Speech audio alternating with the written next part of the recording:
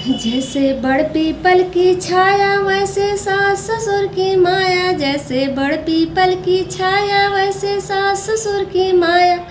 माया झेलनी पड़ेगी ससुराल में, माया झेलनी पड़ेगी ससुराल में।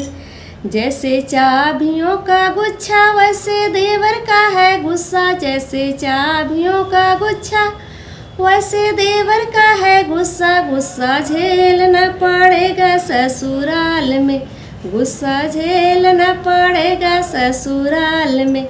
जैसे बड़ पीपल की छाया वैसे सास ससुर की माया, जैसे बड़ पीपल की छाया वैसे सास ससुर की माया। माया झेलनी पड़ेगी ससुराल में, माया झेलनी पड़ेगी ससुराल में।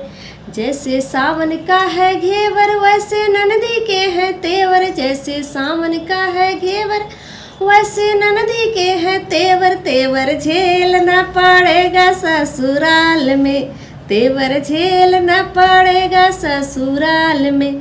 जैसे बड़ पीपल की छाया वैसे सास ससुर की माया, जैसे बड़ पीपल की छाया वैसे सास ससुर की माया। माया झेलनी पड़ेगी ससुराल में।